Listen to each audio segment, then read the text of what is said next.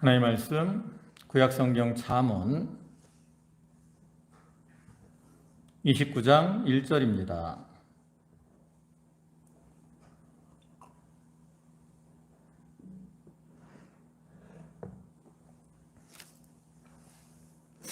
잠언 29장 1절 구약성경 페이지로는 944쪽. 잠언 29장 1절부터 9절까지 말씀입니다. 한 절씩 교독하겠습니다. 자주 책망을 받으면서도 목이 곧은 사람은 갑자기 패망을 당하고 피하지 못하리라. 의인이 많아지면 백성이 즐거워하고 악인이 번제하면 백성이 탄식하느니라. 지혜를 사모하는 자는 아비를 즐겁게 하여도 창기와 사귀는 자는 재물을 잃느니라. 왕은 정의로 나라를 견고하게 하나 뇌물을 억지로 내게 하는 자는 나라를 멸망시키느니라. 이웃에게 아첨하는 것은 그의 발 앞에 그물을 치는 것이니라. 악인이 범죄하는 것은 스스로 올바르게 행하느니라. 의인은 노래하고 기뻐하느니라. 의인은 가난한 자의 사정을 알아주나 악인은 알아줄 지식이 없느니라. 험한 자는 소리를 요란하게 하였고 슬기로운 자는 오를 그치게 하느니라. 구절은 다 같이 봅니다. 지혜로운 자와 미련한 자가 다투면 지혜로운 자가 노하든지 웃든지 그 다툼은 그침이 없느니라. 아멘. 여기 오늘 잠언 29장입니다. 여기 29장은 그 히스기야 시대에 편집된 솔로몬의 잠언이 중에 이제 마지막 장에 해당하는 것으로서 그 중에 오늘 본문에서는 의를 따라 행하는 자들과 그다음에 악을 행하는 자들의 모습을 나열하면서 우리 성도들로 하여금 악에서 떠나 의를 따라 행하는 것이 참으로 지혜로운 삶이다 라는 것을 교훈하고 있는 말씀입니다. 시편 50편 6절을 보면 하늘이 그의 공의를 선포하리니 하나님 그는 심판장이심이로다.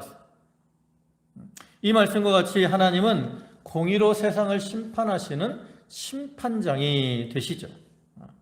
그래서 이렇게 심판장 되시는 하나님께서는 이제 모든 인생들을 그 행위를 따라서 판단하시고 심판을 하십니다. 그래서 우리는 이런 모든 것을 심판하시는 하나님 앞에 바로 행해야 된다는 거죠. 그래서 역대하 6장 23절을 보면 주는 하늘에서 들으시고 행하시되 주의 종들을 심판하사 악한 자의 죄를 정하여 그 행위대로 그의 머리에 돌리시고 공의로운 자를 의롭다 하사 그 의로운 대로 갚으시옵소서. 이거는 이제 솔로몬의 기도입니다.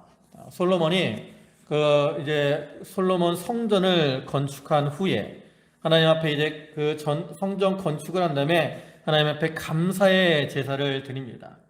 그리고 제사를 드리고 난 후에 이제 솔로몬이 하나님 앞에 기도를 드리거든요.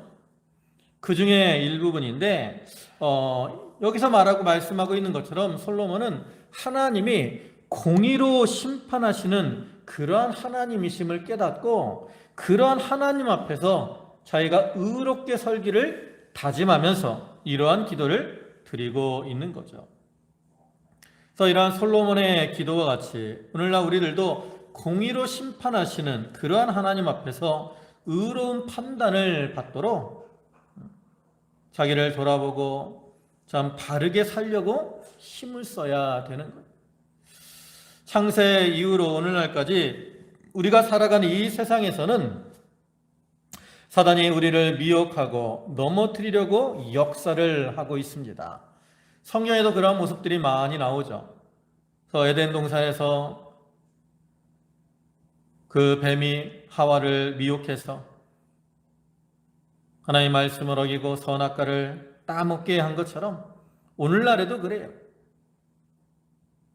또 다윗 때도 이 목욕하는 밧세바를 통해서 다윗을 미혹하고 그를 통해서 다윗이 음행죄와 살인죄를 범하게 하기도 했고요. 히스기야 왕도 좋은 왕이지만 하나님께서 아수르 대군을 물리치게 하시고 또 자기의 수완을 15년 연장해 주셨을 때 그때도 마음속에 교만함이 들어와 가지고 하나님을 자랑하지 않고 세상의 것을 자랑하는 이러한 잘못을 범했죠. 또 예수님의 제자들도 그렇죠. 그들이 3년만 동안 예수님을 따르고 예수님의 가르침을 받았음에도 불구하고 그러들은 자기들의 생명을 귀히 여기다가 예수님을 버리고 예수님을 도망갔고 예수님을 떠나 도망갔고 또 베드로는 예수님을 모른다고 3번 부인하는 그렇게 만들었어요. 그게 누가 그렇게 한 거예요? 사단이 그렇게 한 거예요. 근데 그러한 사단의 미혹은 뭐 그때만 있는 게 아니라는 거죠. 오늘날에도 계속해서 사단은 우리를 미혹을 합니다. 우리가 그러한 사단의 미혹을 어떻게 해야 이겨낼 수 있을까? 그래서 우리가 말씀을 통해서 지혜를 얻어가지고 그러한 것들을 잘 분별해야 된다는 거죠. 분별해야 돼. 예수님께서 십자가를 지실 것이다 라고 제자들에게 예언을 했을 때 베드로가 뭐라고 합니까? 주여 그리 마시옵소서. 여러분 베드로가 그렇게 말한 것은 예수님을 사랑하는 예수님이 스승으로서 예수님을 사랑하기 때문에 예수님이 고난당하는 것을 안타까워하는 마음으로 그렇게 말을 한 거죠. 근데 예수님은 그러한 베드로를 향해서 뭐라 그럽니까? 사단아 너는 내 뒤로 물러가라. 너는 나로 넘어지게 하는 자로다. 예수님은 그러한 이 베드로의 말이 사단의 역사라는 것을 분별하신 거죠. 그렇기 때문에 베드로를 향해서 사단아 물러가라 라고 책망을 하게 하신 거예요. 그러한 예수님의 모습처럼 오늘날 우리들이 지혜를 가지고 나아갈 때 사단의 괴계를 잘 분별할 수 있고 그러한 자들이 악한 길에서 떠나 의로운 길을 걸어갈 수가 있는 거죠. 그래서 우리가 이 잠언의 말씀을 통해서 우리를 교훈하시고 책망하시는 그러한 하나님의 지혜의 말씀을 마음에 새기고 그를 통해서 이제 지혜를 얻어서 이러한 사단의 계기와 술수를 잘 분별하고 바른 길, 의의 길을 걸어가는 그러한 성도들이 다 되도록 해야 되겠습니다. 이제 본문 보시면 1절에 자주 책망을 받으면서도 목이 곧은 사람은 갑자기 패망을 당하고 피하지 못하리라. 여기 보면 목이 곧은 사람이 나옵니다. 여기 목이 곧다라는 것은 어떤 의미가 있냐면 거듭되는 훈계나 책망을 받으면서도 자기의 잘못을 고치지 않고 자기 고집대로 행하는 교만하고 또 양심이 마비된 이러한 자들을 가리켜요. 근데 그러한 자들은 여기 갑자기 패망을 당하고 피하지 못한다 그랬어요. 근데 여기서 패망을 당한다라는 말은 어떤 의미냐면 이러한 그릇들이 이제 여기 컵이나 이런 그릇들이 있잖아요. 이런 것들을 높은 곳에서 딱 떨어뜨리면 어떻게 되죠? 산산조각이 나잖아요. 이렇게 산산조각이 나는 것, 이러한 상태를 여기서는 패망을 당한다라고 표현하는 거예요. 왜 목이 곧은 사람들이 패망을 당하느냐? 이 목이 곧은 사람들은 자기가 우리가 사람이기 때문에 잘못을 행할 수 있어요. 누구나 뭐 잘못을 행할 수 있습니다. 실수도 하고 죄를 범하기도 해요. 근데 여기 목이 곧은 사람들은 자기가 잘못을 범했을 때 그 잘못을 뉘우치지 않을 뿐만 아니라 그 잘못에 대해서 이렇게 책망하는 그런 말에 대해서도 듣지 않고 오히려 완고하고 강팍하게 행한다라는 거예요. 그러니까 이런 사람들은 결국 무엇을 하지 못하느냐? 회개를 하지 못해요. 우리가 죄를 범했을 때 뭐 말씀을 읽을 때 양심에 가책이 되거나 또 아니면 말씀을 들었을 때 자기 마음에 가책이 되면 이게 내가 잘못된 것이구나. 그것을 깨닫고 이제 회개하고 돌이키게 되잖아요. 우리가 잘못인 걸 깨달아야 거기서 돌이키게 되고 회개해서 바로 설 수 있는데 이 사람은 목이 곧기 때문에 돌이킬 줄 몰라요. 책망을 받기를 싫어합니다. 그렇기 때문에 그 사람들은 돌이킬 줄 몰라요. 잘못해서 떠나지 않아 여전히 어떤 길을 계속 걸어가게 돼요? 죄의 길, 잘못된 길을 걸어간다라는 거죠. 그러니까 이렇게 계속해서 잘못된 길을 걸어가기 때문에 그 사람들은 어떻게 돼요? 결국은 패망을 당할 수밖에 없다라는 거죠. 하나님은 우리의 연약함을 아십니다. 하나님은 공의 하나님이시기 때문에 공의로 모든 것을 심판하셔요. 그러니까 우리가 죄를 범하면 하나님은 그에 대해서 징계하실 수밖에 없어요. 근데 하나님은 또한 사랑의 하나님이기 때문에 하나님의 백성인 우리 성도들이 멸망당하는 걸 원하지 않습니다. 멸망당하는 걸 원치 않으니까 어떻게 하시겠어요? 이제 성경 말씀을 통해서 책망을 하기도 하고 여러 가지 방편으로 우리를 책망하셔요. 우리가 갑자기 아프게 하시기도 하고 가정에 어려움이 닥치게 하고 그런 일들을 통해서 너 이거 잘못한 거다 깨닫도록 책망을 하시는 거죠. 그래서 그렇게 하나님이 책망을 하실 때 지혜를 가지고 이게 하나님께서 내가 잘못된 길로 나가니까 나를 책망하시는 것이구나 하고 깨닫고 이제 돌이키면 그 사람은 소망이 있는 거예요. 그러나 그렇지 아니하고 이제 목이 곧아가지고 또 화인 맞은 양심이 되어서 하나님이 이렇게 책망하실 때 그것을 거부하고 받아들이지 않고 계속해서 잘못된 길로 나가면 그러한 자들은 소망이 없다라는 거예요. 그래서 우리는 이러한 말씀을 통해서 지혜를 얻어서 하나님이 나를 책망하실 때 이게 하나님이 나를 사랑하셔서 내가 돌이키라고 이렇게 책망하시는구나. 그것을 깨닫고 바른 길을 걸어가도록 힘을 써야 된다는 거죠. 또 2절에서는 의인이 많아지면 백성이 즐거워하고 악인이 권세를 잡으면 백성이 탄식하느니라. 이건 앞에 이제 28장 12절에 보면 의인이 득이하면 큰 영화가 있고 악인이 일어나면 사람이 숨느니라 라고 한 말씀이나 또 바로 앞에 28장 28절에 악인이 일어나면 사람이 숨고 그가 멸망하면 의인이 많아지느니라 라는 말과 동일한 교훈이에요. 그래서 이게 좋은 지도자가 이렇게 백성들을 다스리게 되면 백성들이 어떻게 돼요? 기쁨과 즐거움이 넘치게 됩니다. 반면에 이 악한 자가 권세를 갖고 이렇게 압제를 하고 또 강포를 행하게 되면 그로 인해서 백성들이 괴로움을 당하게 되고 탄식을 하게 된다라는 거죠.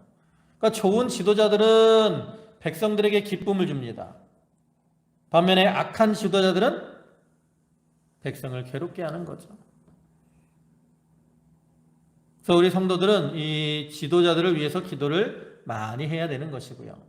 또 한 가지는 우리가 영적인 면에서 우리 성도들은 다 왕 같은 제사장들로서 지도자적인 위치에 있는 자들이기 때문에 우리가 다른 사람들에게 기쁨을 주고 유익을 주도록 자기가 바른 의로운 이러한 삶을 살아가야 될 것을 또한 교훈하는 것이기도 하죠. 또 3절에는 지혜를 사모하는 자는 아비를 즐겁게 하여도 창기와 사귀는 자는 재물을 잃느니라 그랬어요.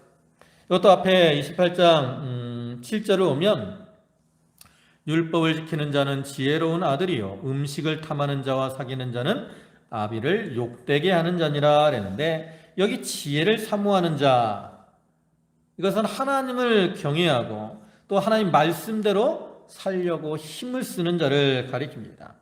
반면에 창기와 사귀는 자는 어떤 자겠어요? 하나님의 뜻을 저버리고 음란, 방탕하게 행하는 그러한 자를 가리키는 것이죠. 그래서 이렇게 지혜를 사모하는 자는 지혜를 사모하기 때문에 어떻게 하든지 지혜를 따라 살아가려고 힘을 씁니다.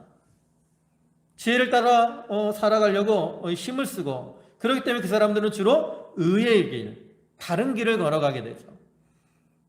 그래서 이 의의 길을 걸어가고 바른 길을 걸어가면 그 사람들은 다른 사람들에게 어떻게 되겠어요? 존경과 칭찬을 받게 됩니다. 근데 자식이 이렇게 바른 길을 걸어가서 존경과 칭찬을 받게 되면 그것이 누구에게 기쁨이 되느냐? 부모에게 기쁨이 된다는. 우리가 어떤 집안에서 한 사람이 잘하면 그 사람만 높아지느냐? 그게 아니잖아요. 그 사람이 어떤 집안까지도 대접을 받아요. 우리 옛날에, 요즘은 뭐 올림픽 금메달이 옛날보다 많이 받으니까 좀 덜한데, 옛날에 제가 뭐 이렇게 좀 청년 때 올림픽을 하면 메달 가능성이 있으면 막 방송국에서 그 집에 가서 이제 시합할 때 막 가족들이 응원하는 모습들을 찍잖아요. 그죠? 그리고 이제 금메달 딱 따보세요. 그러면 뭐 부모에게도 인터뷰를 하고 뭐 사촌에게도 인터뷰를 하고, 그 금메달 딴 그 사람뿐만 아니라 그 집안 사람들이, 그 집안이 다 어떻게 돼요? 영광을 얻게 되는 거죠.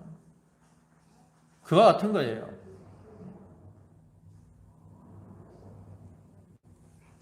그래서 우리가 이 지혜를 사모해서 바른 길을 걸어가면 자기도 유익이 되지만 그 부모에게도 기쁨을 주는 겁니다.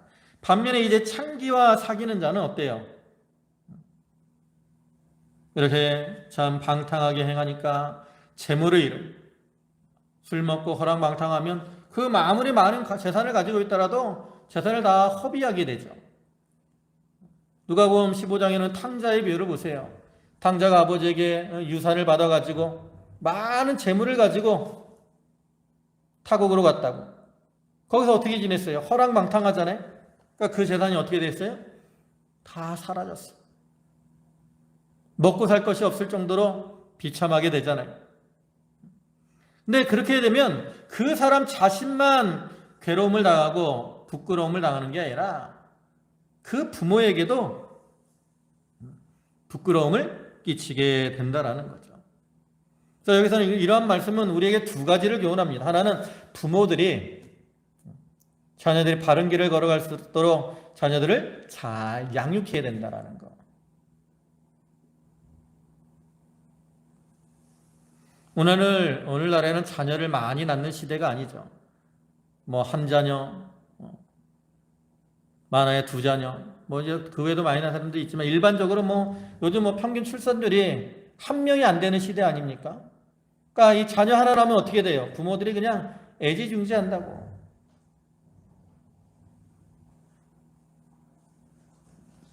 그래서 조금 뭐 잘못해도 남들이 책망하면 왜 우리 자녀 기죽이냐 하고 부모들이 오히려 막 기를 쓰고 덤벼들어요.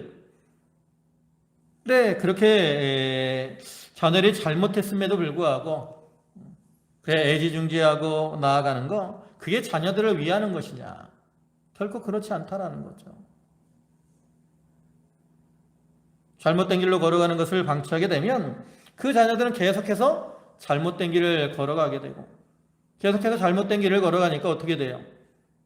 망하게 되는 거예요.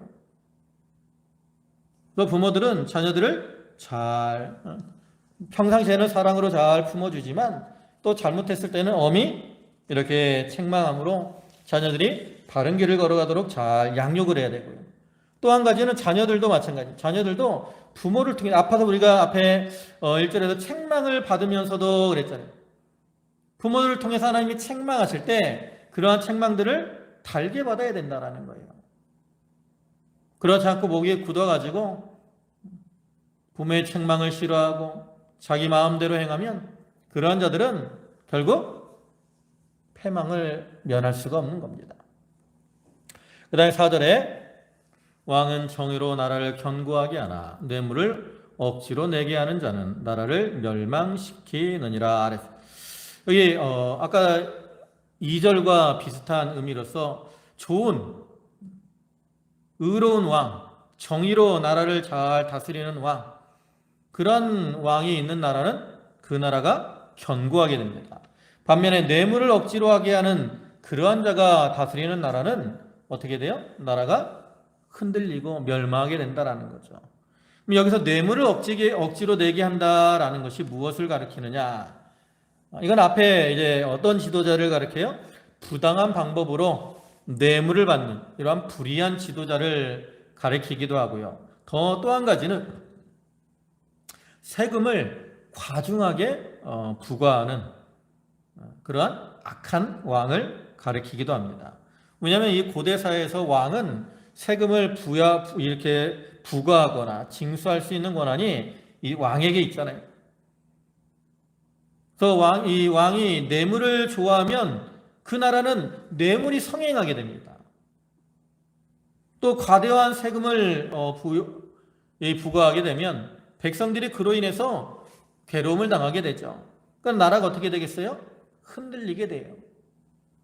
우리가 그러한 예를 어디서 볼 수 있느냐? 그 솔로몬의 아들인 르호보암 때의 모습에서 볼 수 있죠. 이제 솔로몬이 죽고 르호보암이 왕이 되려고 할 때 백성들이 와서 르호보암에게 요청을 하죠. 뭐라고 요청합니까? 당신의 아버지가 우리에게 세금을 과하게 매기고 또 노역을 과하게 시켰으니까 이제 좀 그것을 감해달라. 왜냐하면 솔로몬 시대는 성전을 건축하고 또 이제 뭐 솔로몬 그 왕궁을 건축하더라고 백성들이 많은 노역을 할 수밖에 없었어요. 물론 이스라엘 백성들이 그렇게 고역에 시달린 건 아닙니다. 이스라엘 백성들은 주로 감독하는 일을 했고 노역을 한 것은 그 다른 이방 그 종들 노예들이 한 거죠. 아무튼 백성들이 우리가 이렇게 힘들었으니까 이제 좀 그것을 감해달라고 르호보암 왕에게 와서 요청을 하죠. 근데 르호보암이 뭐라고 대답을 합니까? 오히려 그것을 거부하고 노인들의 교도를 따르지 않고 청년들의 교도를 따라서 오히려 더 많은 세금을 부과하고 또 더 노역을 더 중하게 하겠다라고 그들에게 답변하지 않습니까? 그러니까 그 결과 어떻게 됐어요? 결국 북쪽에 있는 10지파가 여로보암을 이제 지도자로 세우고 그 르호보암을 배반했죠. 그로 인해서 이제 그 10지파를 빼앗기게 된 거예요. 그러니까 르호보암이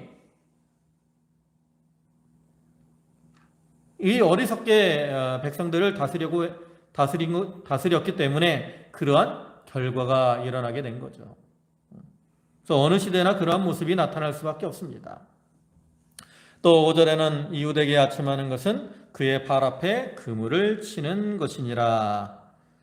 여기 아첨, 이거는 자기가 유익을 보려고 상대방을 높이고 또 거짓으로 발을 맞추는 건데 이러한 행동은 그 상대방의 발 앞에 무엇을 놓는 것과 같아요? 그물을 놓는 것과 같아요. 넘어지게 하려고 올무를 놓는 것과 같다라는 거죠. 왜 그러느냐? 이 진실을 외면하고 이웃에게 환심을 사기 위해서 아첨하는 것은 두 가지 잘못이 되는 거예요. 하나는 이웃에게 회개할 기회를 빼앗는 겁니다.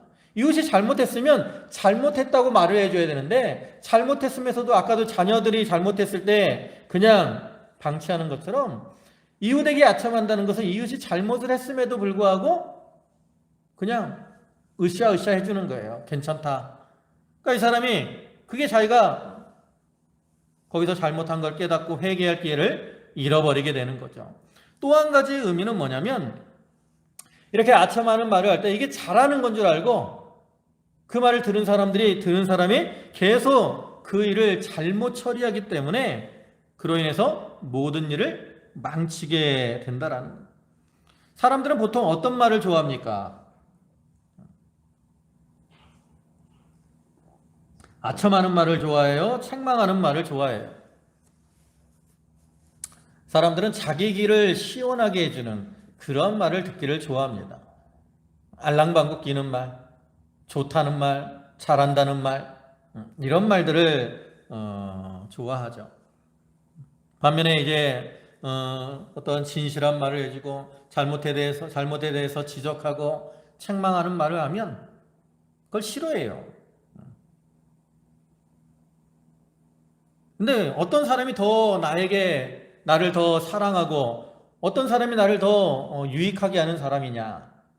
아첨하는 말을 해주는 사람이 아니라 진실된 말을 통해서 잘못된 것을 고치도록 해주는 사람이 더 나를 사랑하고 또 나에게 유익을 주는 사람이라는 거죠.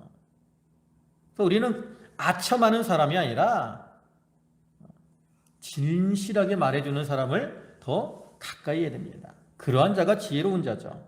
그래서 시편 78편 36절의 말씀을 보면 그러나 그들이 입으로 그에게 아첨하며 자기 혀로 그에게 거짓을 말하였으니 이는 하나님께 향하는 그들의 마음이 정함이 없으며 그의 언약에 성실하지 아니하였음이로다. 여기 아첨하는 자들은 그 마음에 정함이 없어요. 또 하나님의 언약에 성실하지 않습니다. 또 그들의 결과는 뭡니까? 잠언 26장 28절 보면 거짓말하는 자는 자기가 해한 자를 미워하고 아첨하는 입은 패망을 일으키느니라. 아첨하는 입은 뭘 일으켜요? 패망을 일으켜요. 그래서 아첨하는 자를 입을 좋아하는 자는 패망의 길을 걸어가게 된다라는 거죠.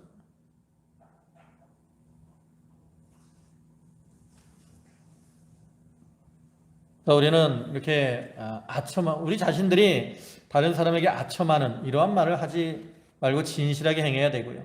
또 다른 사람들이 나에게 진실하게 말을 해줄 때 이것이 오히려 나를 더 사랑하고 나에게 유익을 주려고 하는 말인 줄 알고 그런 말들을 좀 기쁨으로 받아들일 줄 알아요.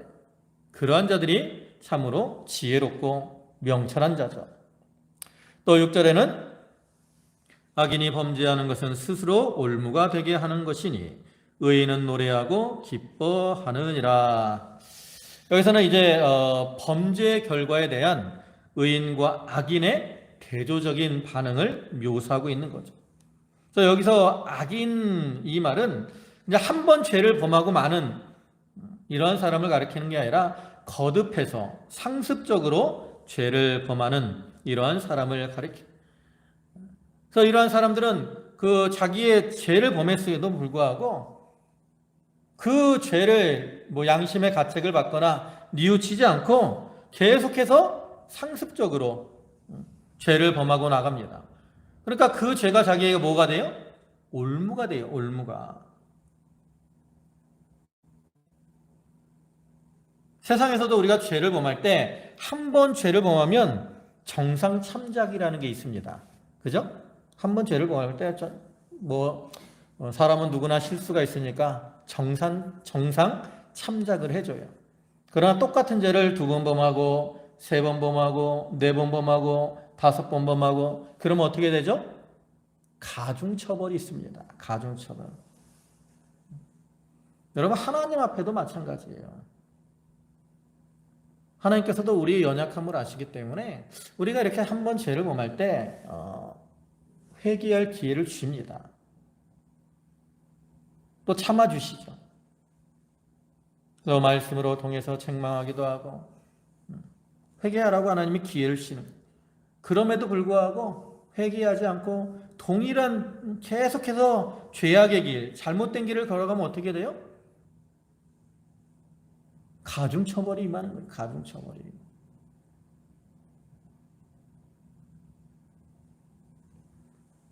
우리는 당장에 하나님의 어떤 징계와 심판이 없기 때문에 죄를 범해도 괜찮구나라고 이렇게 착각들을 합니다. 오늘날 교회 안에서 많은 싸움이 일어나고 다툼이 일어나요. 세상의 교회에 어떠한 하나님의 영광을 가리우는 이러한 일들을 많이 행합니다. 근데 그렇다고 해서 그 교회가 당장 망하느냐? 그렇지 않아요. 그러다 보니까 사람들이 괜찮은 것인 줄 알고 착각을 합니다. 계속해서 악한 길을 걸어가요. 잘못된 길로 걸어갑니다. 교회 안에서 많은 싸움과 다툼들이 일어나요. 근데 그런 죄에 대한 심판을 언제 받습니까? 우리는 다 하나님 앞에 받을 수밖에 없어요. 당장에 어떤 징계가 없다고 하나님의 징계가 없다라고 우리가 생각을 하면 안 됩니다. 하나님은 반드시 죄에 대해서 그 행한 대로 보응하시는 그런 하나님이시죠. 그래서 그 자기가 범한 죄가 반드시 자기에게 올무가 되어서 자기를 넘어뜨리고 실족하게 만들어요. 반면에 거기 의인은 노래하고 기뻐한다 그랬어요. 여러분 여기 의인이라고 죄를 범하지 않겠습니까? 그렇지 않습니다. 성경에 많은 의인들이 나와요. 그죠? 성경에 많은 훌륭한 의인들이 얼마나 많습니까? 근데 그 의인들이 어떠한 허물과 죄가 없느냐? 그렇지 않아요. 대부분의 사람들은 다 죄를 범하고 실족하고 넘어지는 경우가 많이 있죠. 아브라함도 그 아내를 사라를 누이라고 거짓말하고, 다윗도 그 밧세바와 음행을 행하고 우리아를 죽도록 만드는 이러한 죄를 범하고, 모세도 혈기 부리다가 모세도 결국 가나안 땅에 들어가지 못했잖아요. 우리가 그러한 모습들을 많이 볼 수 있습니다. 근데 그러한 사람들이 하나님의 은혜를 잊게 되는 비결이 뭡니까? 그들은 그렇게 잘못을 범하지만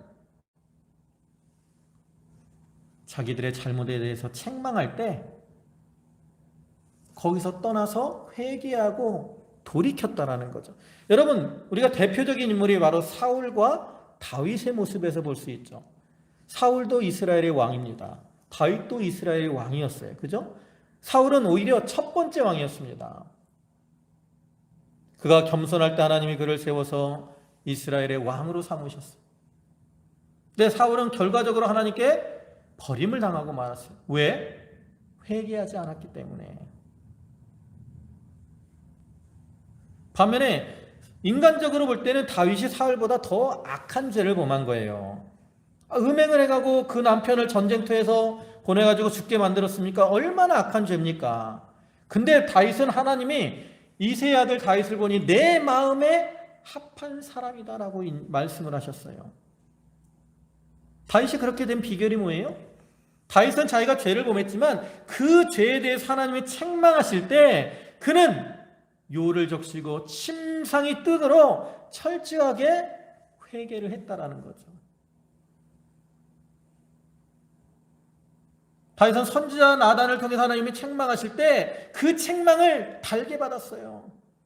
그 자기의 죄로 인해서 아들이 이제 그 밧세바가 낳은 아들이 죽을 병이 들잖아요. 그래서 다윗은 그 아들이 죽기 전에는 금식을 하면서 참 눈물로 하나님 앞에 기도를 합니다. 그러다가 이제 아들이 죽으니까 어떻게 해요? 목욕을 하고 옷을 입고 나아가서 음식을 먹죠. 그러니까 신하들이 왜 아들이 아플 때는 금식을 하다가 아들이 죽었는데 음식을 드십니까? 그때 뭐라고 그래요?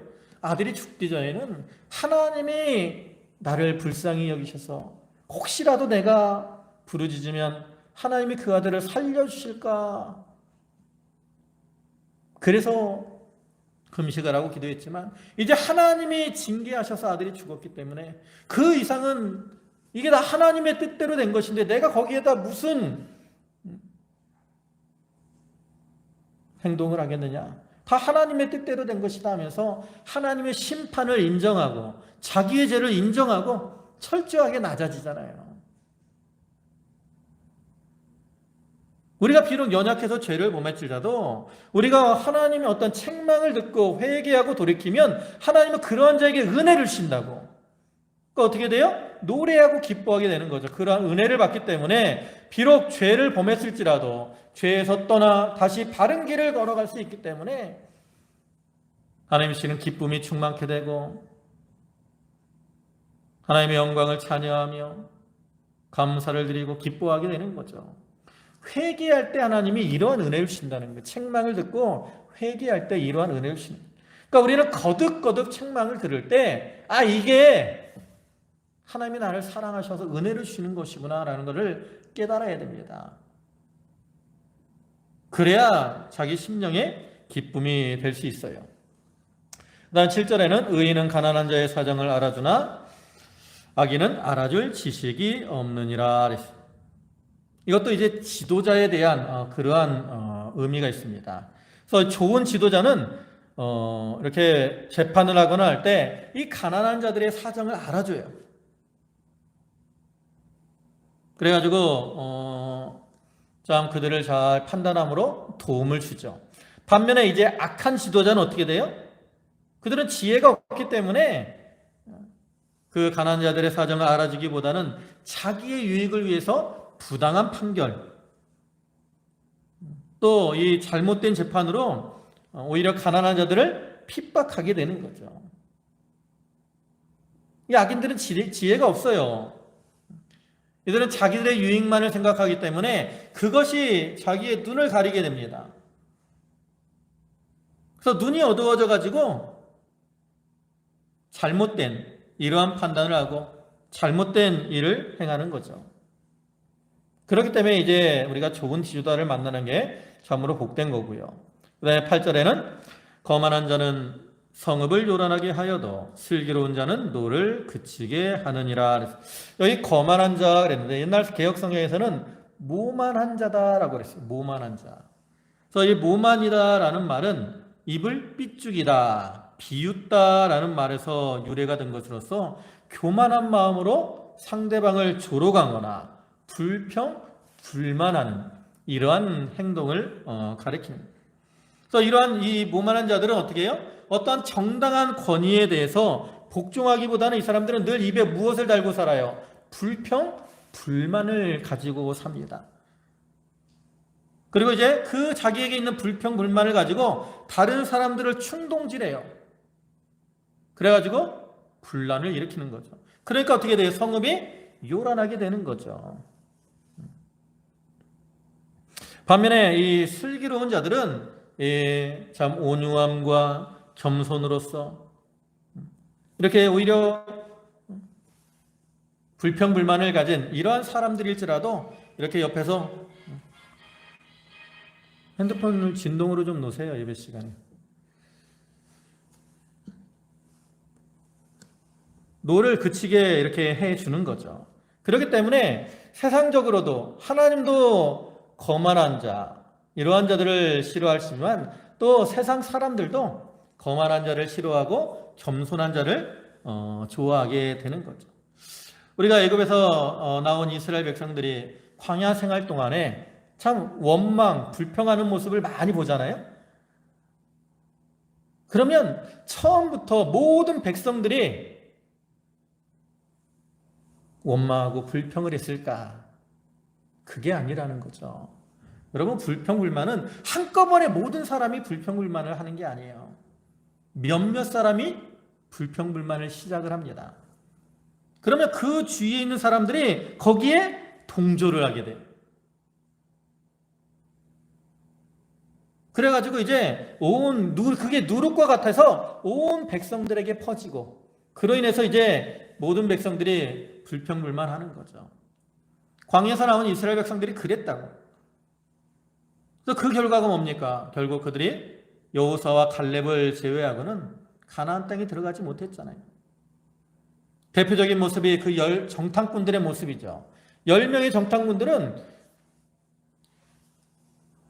불평불만한 하나님이 주신 땅에 대해서 악평을 하면서 또 그 땅에 거하는 자들은 강하기 때문에 우리는 그 성에 들어갈 수 없다. 우리는 그들 앞에 메뚜기에 왔다.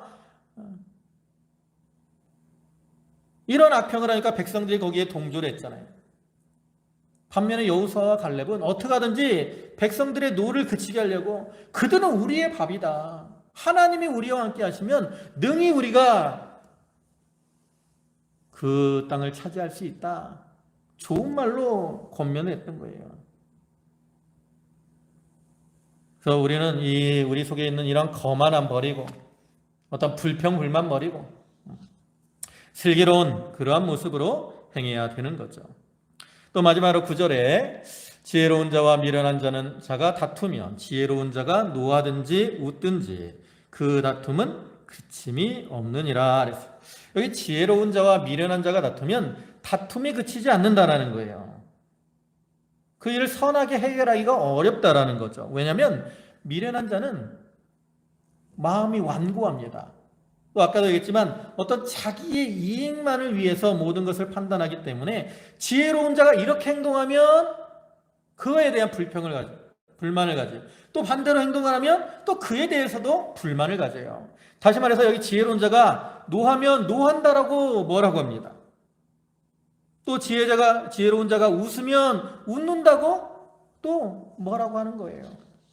그러니까 다툼이 그칠 수가 없다라는 거죠. 예수님 당시에도 오면 그 유대인들이 세례 요한과 예수님에 대해서 뭐라고 합니까?